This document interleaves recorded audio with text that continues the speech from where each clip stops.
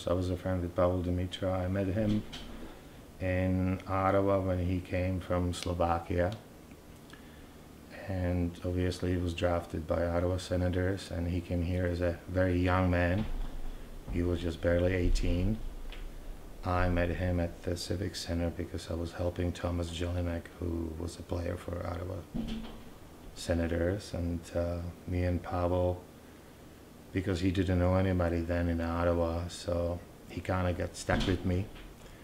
So I helped him out to buy clothes, take him to bank, open the bank account, and I did basically almost like a parent job for him.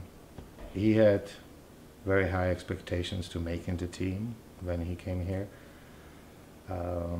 I met his agent. He came down when they were signing the contract with the Senators. I was the one who had to translate it because Pavel's English wasn't good enough.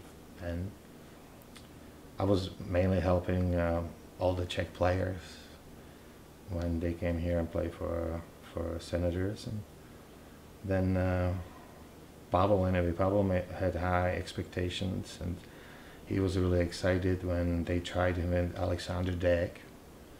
But then about a week later he said, "Gee, I think I'm a much better player than he is." And obviously his record proved it.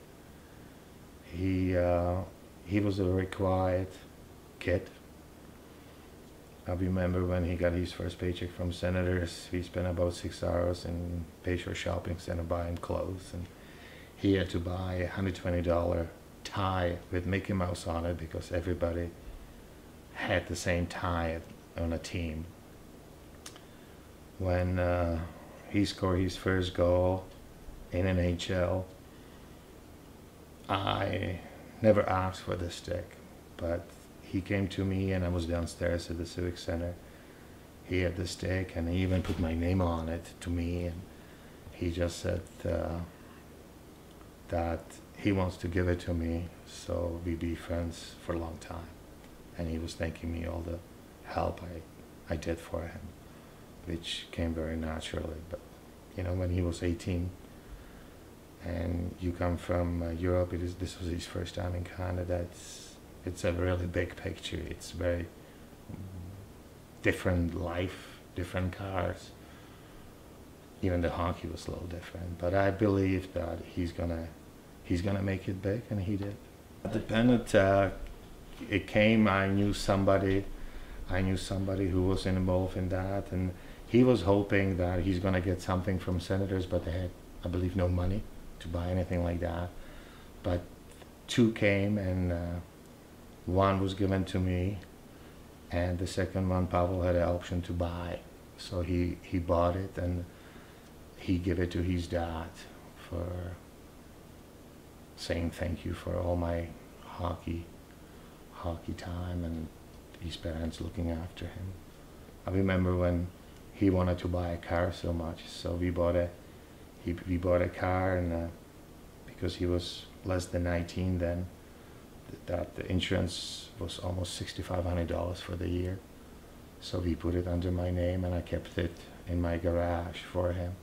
And after the season, we shipped it through Germany to Slovakia, and he gave the car to his dad for thank you for taking care of me and taking me 5 o'clock to the hockey practices. And yesterday I was watching TSN, and as soon as they said it, I saw him sideways. But the way he was skating, I knew that was Pavel. And I was just basically sick to my tummy, sick to my stomach, because he was still too young for this. But I just came back from Prague, and I talked to all my ex-Czech NHLers, and some of them, they had offered to go and play in Russia, and they kind of decided to stay put, especially because if they have family, because the Russian airline record is not very good. They were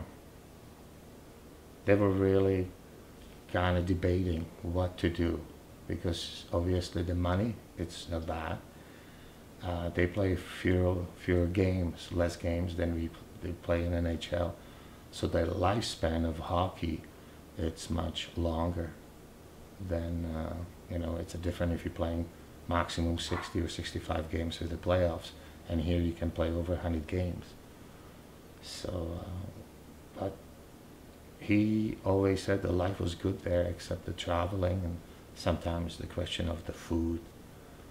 But he was pretty happy. He was almost at the end of his career, but he was happy, and it's just a sad, sad story. Obviously, I'm very sad. It was a sad day yesterday, even today, and my thoughts goes to his family, especially to his dad, and especially to his wife and his kids. And I think the hockey world lost one of better players, and Pavol had a hockey heart. There was nothing else in it. He lived, he ate, he got up every morning with a big smile on because he knew he's gonna be on the ice in a couple of hours, and he always tried to become even a better player than he was.